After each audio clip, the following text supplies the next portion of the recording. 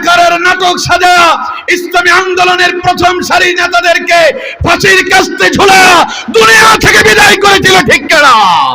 এই সূরার নামকরণ করা হয়েছে। এই সূরাতে টোটাল আয়াত সংখ্যা হলো 200। এতে রুকু আছে 20টা। সূরাটি নবী করিম সাল্লাল্লাহু আলাইহি ওয়াসাল্লামের মদিনার জিন্দেগিতে অবতীর্ণ হয়েছে বিদায় এটাকে মাদানী সূরা বলা হয়। আমার বন্ধুগণ, প্রিয় ভাই সাহেব, আমি আশা করছি আপনারা অত্যন্ত মনোযোগ দিয়ে আমার আলোচনাগুলো শ্রবণ করছেন, ঠিক কিনা? মনোযোগ আছে আপনাদের? একটু পরীক্ষা করে দেখবো আপনাদের মনোযোগ আছে নাকি। একটু পরীক্ষা নেব আপনাদের থেকে। আচ্ছা, কোন তো আমি যেই আয়াত কারিমা তিলাওয়াত করছিলাম, আয়াত নাম্বার কত? মাশাআল্লাহ, এটা তো মাদ্রাসার ছাত্র, তো তাহফিজুল কোরআন মডেল মাদ্রাসা, ওই মাদ্রাসার সাথে আমিও আছি। বলেন আলহামদুলিল্লাহ। আপনাদের মাওলানা আহমদুল্লাহ জিজি এবং আমি প্রথমে আমরা উদ্যোগ নিয়েই এই মাদ্রাসা শুরু করি। কথা বুঝতে পেরেছেন?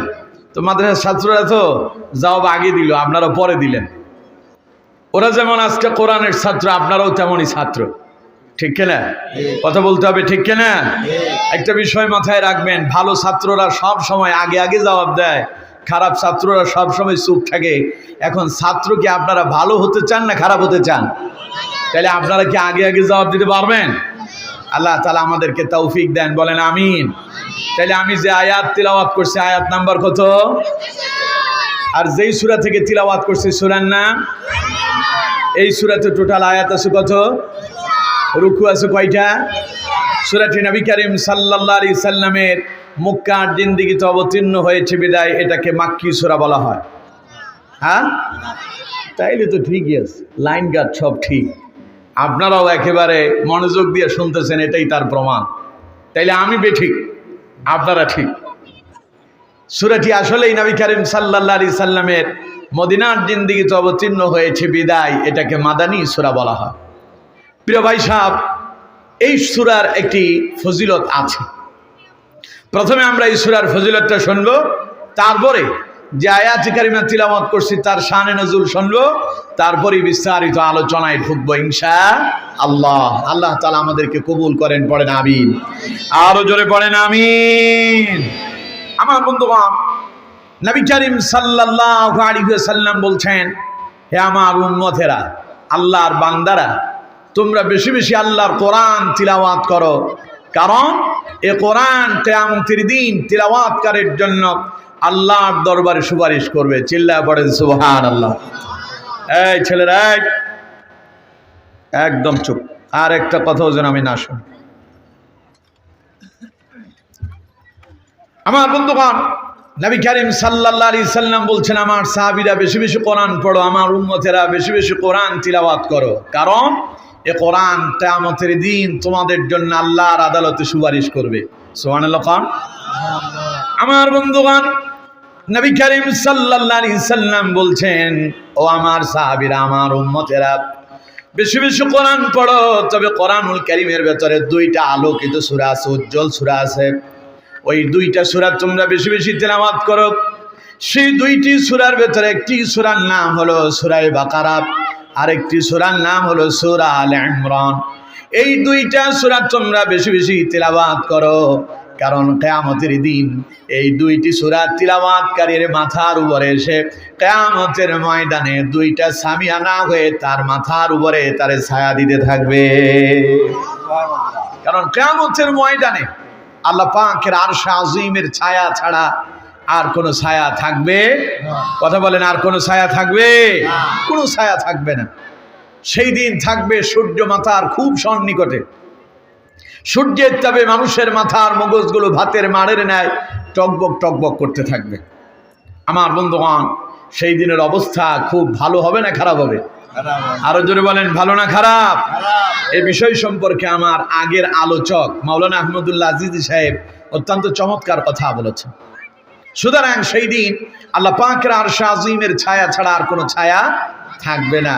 ওই কিয়ামতের কঠিন ময়দানে নবী করিম সাল্লাল্লাহু আলাইহি সাল্লাম বলছেন, দুনিয়াতে যারা সূরা বাকারা এবং সূরা আলে ইমরান, এই দুইটি সূরা বেশি বেশি তেলাওয়াত করবে।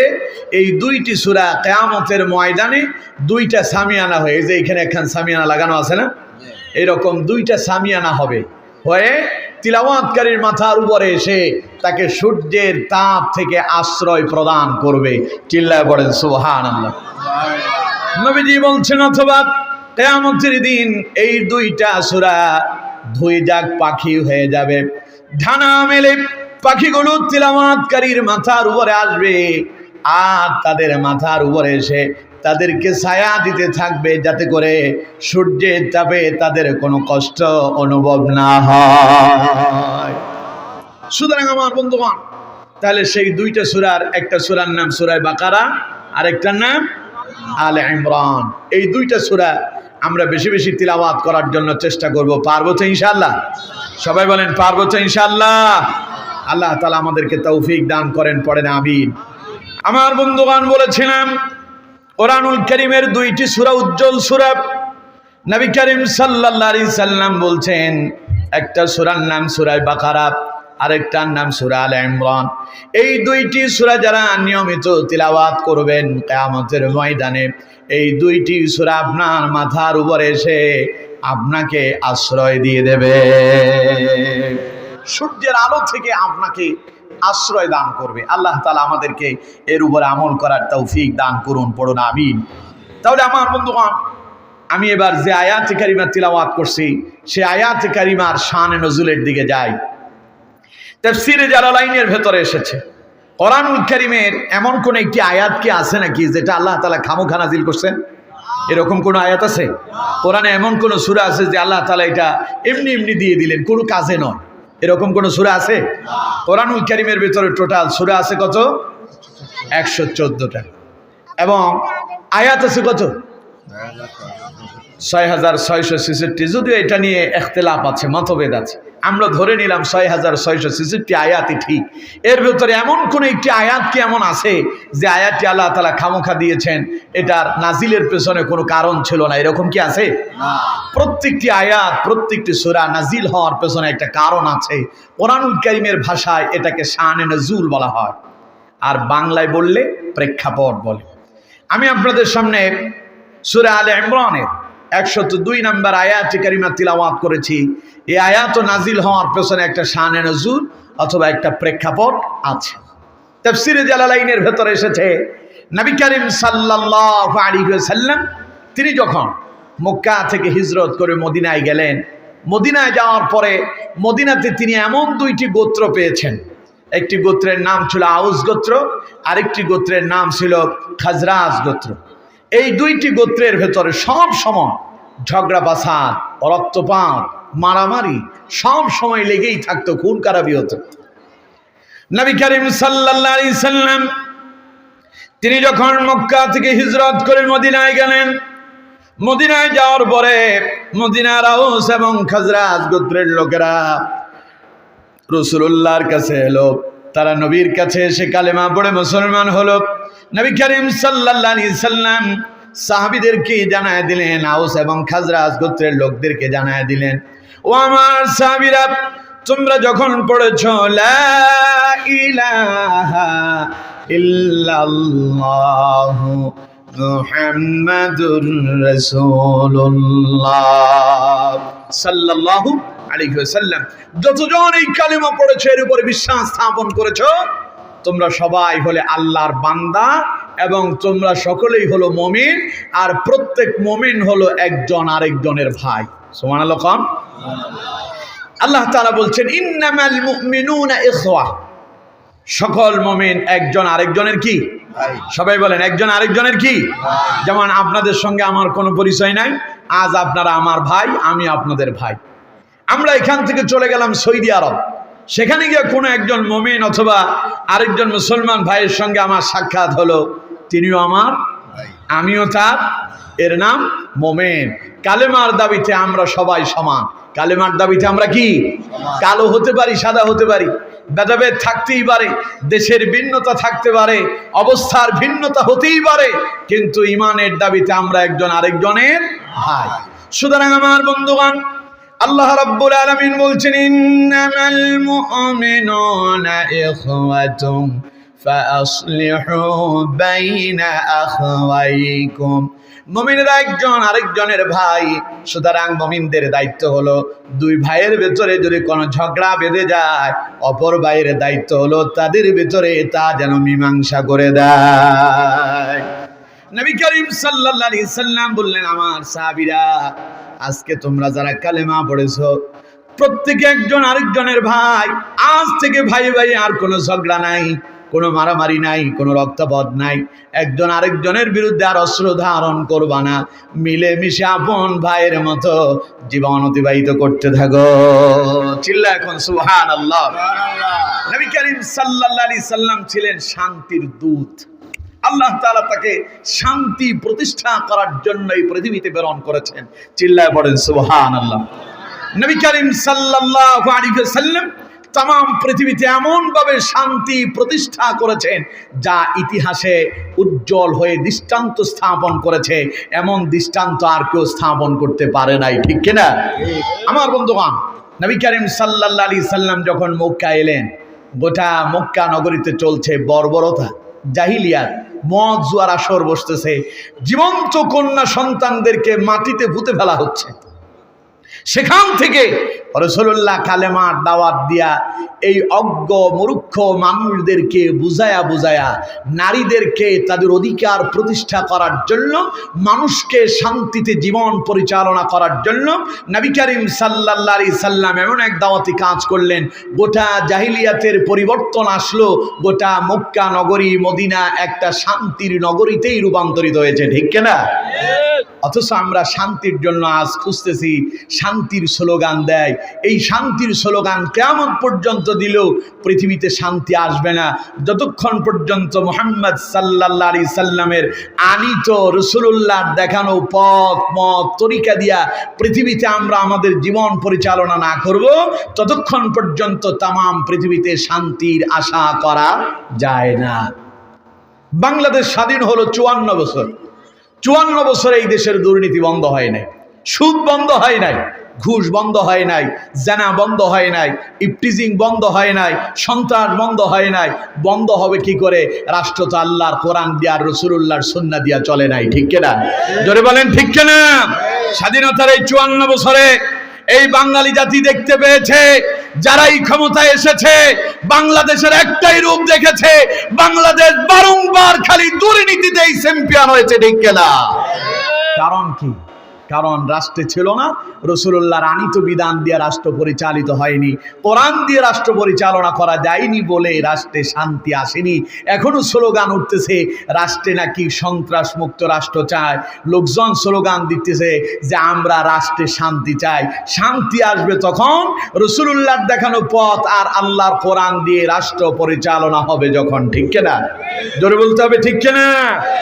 আমার বন্ধুগণ, নবী করিম সাল্লাল্লাহু আলাইহি ওয়াসাল্লাম মদিনার আউস এবং খাজরাজ গোত্রের লোকদেরকে বললেন, আজ থেকে তোমরা পরস্পর আর কোনো শত্রু নয়, একজন আরেকজনের ভাই, একজন আরেকজনকে আপন মায়ের পেটের ভাই মনে করে মিলেমিশে জীবন যাপন করো। রাসূলুল্লাহর এই দাওয়াত পেয়ে উপস্থিত সমস্ত আউস এবং খাজরাজ গোত্রের সাহাবীরা যারা ঈমান আনলেন, সকলে শত্রুতা ভুলে গেলেন, পরস্পরের মাঝে হিংসা বিদ্বেষ ভুলে গিয়া কাঁধে কাঁধ মিলায়া আপন ভাইয়ের মতো মিলেমিশে বসবাস করতে শুরু করলেন। চিল্লায়া এখন সুবহানাল্লাহ।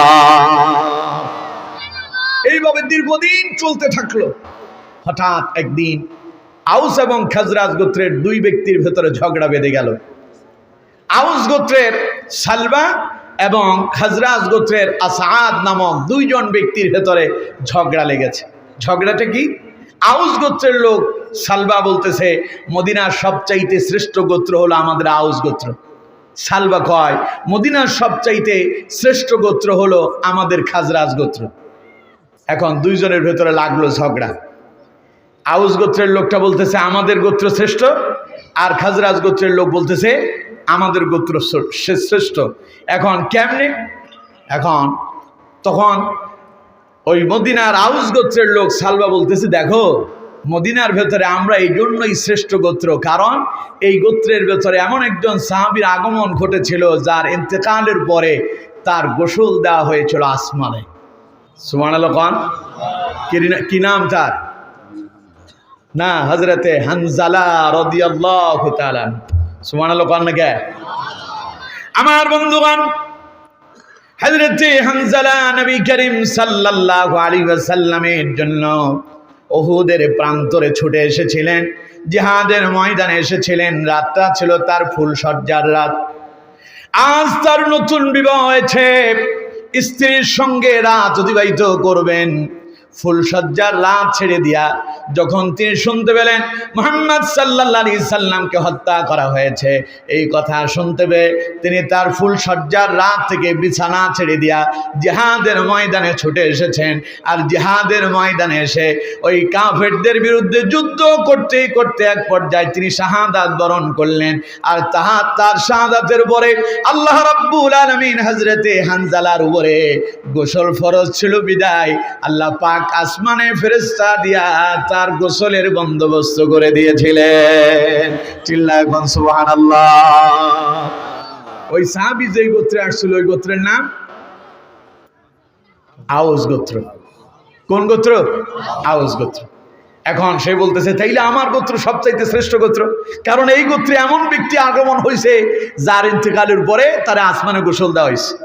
আমি এটার বিস্তারিত আর বললাম না আর কি।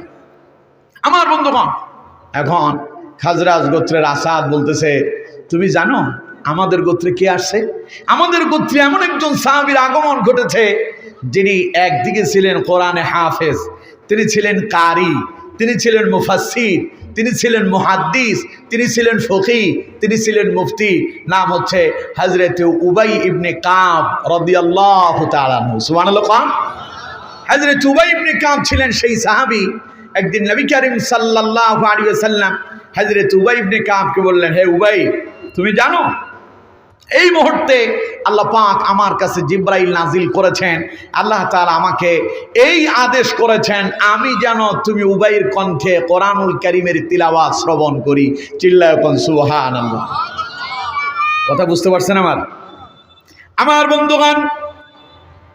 হযরত উবাই ইবনে কাবকে নবীজি বললেন, উবাই রে, আল্লাহ রাব্বুল আলামিন আমার কাছে জিবরাইল নাজিল করেছেন, জিবরাইল আমার কাছে সংবাদ দিয়েছেন আমি যেন তোমার কণ্ঠে কোরআনুল কারীমের তিলাওয়াত শ্রবণ করি। আমার বন্ধুগণ, এই কথা শোনার পরে হযরত উবাই ইবনে কাব বললেন, ইয়া রাসূলুল্লাহ সাল্লাল্লাহু আলাইহি সাল্লাম, আল্লাহ কি আমার নাম ধরে বলেছে নাকি? হযরত উবাই ইবনে কাব এই কথা বলার পরে নবীজি বললেন, হ্যাঁ উবাই, আল্লাহ তোমার নাম ধরে বলেছেন। হযরত উবাই ইবনে কাব বললেন, ইয়া রাসূলুল্লাহ সাল্লাল্লাহু আলাইহি সাল্লাম, আমি আরেকবার শুনতে চাই আল্লাহ কি আমার নাম ধরে বলেছে নাকি? নবীজি বললেন, উবাই রে, আল্লাহ তোমার নাম ধরে বলেছেন আর আমাকে আদেশ করেছেন আমি যেন তুমি উবাইয়ের কণ্ঠে কোরআনুল কারীমের তিলাওয়াত শ্রবণ করি। হযরত উবাই ইবনে কাব চোখের পানি ছেড়ে দিয়া কান্না শুরু করলেন আর বলতে লাগলেন, ইয়া রাসূলুল্লাহ সাল্লাল্লাহু আলাইহি সাল্লাম, আজ আমার জন্য সার্থক হয়েছে যে কোরআন আল্লাহ আপনার উপরে নাজিল করলেন, ওই কোরআন আল্লাহ পাক আমার কণ্ঠে তিলাওয়াত আপনারে শুনতে বলেছেন। চিল্লায় পড়েন সুবহানাল্লাহ। তার মানে দুইজনের কারোই কি যোগ্যতা কম না, দুই গোত্রের দুইজন সাহাবী, দুইজনই শ্রেষ্ঠ সাহাবী ছিলেন। সুতরাং এবার তাদের ভেতরে ঝগড়াটার কথা কাটাকাটিতেই শেষ হলো না, হাতাহাতিতে রূপান্তরিত হয়েছে। এক পর্যায়ে দুই গোত্রের ভেতরে ঝগড়া বেঁধে গেল। আউস গোত্রের কিছু লোক প্রস্তুত হলো খাজরাজ গোত্রের লোকদের উপর আক্রমণ করবে, আবার খাজরাজ গোত্রের কিছু লোকও প্রস্তুতি নিল তারা আউস গোত্রের লোকদের উপর আক্রমণ করবে। দুই দিক থেকে যখন এইভাবে লাঠি সোটা অস্ত্র শস্ত্র নিয়ে দুই দিক থেকে প্রস্তুতি গ্রহণ হয়ে গেল, এমন সময় ঘোষণা, এই কথাটা রাসূলুল্লাহর কানে শুনে গেল। রাসূলুল্লাহর কান পর্যন্ত সাহাবায়ে কেরাম শোনায়া দিলেন। নবী করিম সাল্লাল্লাহু আলাইহি সাল্লাম এটা শোনার সঙ্গে সঙ্গেই বিশ্বনবী মুহাম্মদুর রাসূলুল্লাহ সাল্লাল্লাহু আলাইহি ওয়াসাল্লাম তিনি তার সাহাবীদের মাঝে ছুটে আসলেন। আল্লাহর নবী যখন আউস এবং খাজরাজ গোত্রের লোকদের কাছে ছুটে এসেছেন, এমন সময় আল্লাহ রাব্বুল আলামিন জিবরাইল নাজিল করলেন। আল্লাহ পাক বলেন, যাও জিবরাইল, আমার হাবিবকে গিয়া শোনায়া দাও, তিনি যেন আউস এবং খাজরাজ গোত্রের লোকদেরকে শোনায়া দেন, ইয়া আইয়ুহাল্লাযীনা আমানুত্তাকুল্লাহা হাক্কা তুকাতিহি ওয়া লা তামুতুন্না ইল্লা ওয়া আনতুম মুসলিমুন। চিল্লায় পড়েন আল্লাহু আকবার। এবার আস্তে কোন আল্লাহু আকবার। যখন জোরে বলতে বললাম তখন আস্তে বললো, আর এখন আস্তে বলতে বললাম আর জোরে বললো। উল্টো উল্টো দিকে চলতেছে। 16 বছর তো উল্টো দিকেই যাচ্ছিল। কোরআনের মাহফিলে বাধা, আলেমদেরকে ধরে জেলখানায় বন্দী করা হচ্ছিল, যেখানে জেলখানা তৈরি হয়েছে সন্ত্রাসের জন্য, ইয়াবাখোরদের জন্য, চাঁদাবাজদের জন্য, মন্দ কাজ যারা করে তাদের জন্য জেলখানা। কিন্তু বিগত 16 বছর জেলখানায় ছিল ভালো মানুষেরা, ঠিক কিনা? কথা বলেন ঠিক কিনা? আল্লামা সাঈদী কি রাজাকার ছিলেন? কথা বলেন, রাজাকার ছিলেন? অথচ দেখেন যে আল্লামা সাঈদী জীবনের 50 বছর আল্লাহর কোরআনের দাওয়াত দিল, যার আলোচনা শুনে বেঈমান আল্লাহওয়ালাতে পরিণত হলো, বেনামাজি নামাজিওয়ালা হলো, সুদখোর সুদ ছেড়ে দিয়া ভালো মানুষে রূপান্তরিত হয়েছে, সে কোরআনের পাখি আল্লামা সাঈদীকে মিথ্যা মামলা দিয়া জেলখানার ভেতর বন্দী করা হয়েছিল, ঠিক কিনা? শুধু তাই নয়, ওরা ইসলামটাকে মুছে দেওয়ার জন্য বাংলাদেশের সর্ববৃহৎ ইসলামিক দল, ওই দলের নেতাদের নামে মিথ্যা মামলা দিয়া জেলখানায় বন্দী করে রাজাকারের নাটক সাজায়া ইসলামী আন্দোলনের প্রথম সারি নেতাদেরকে ফাঁসির কাস্তে ঝুলায়া দুনিয়া থেকে বিদায় করেছিল, ঠিক কিনা?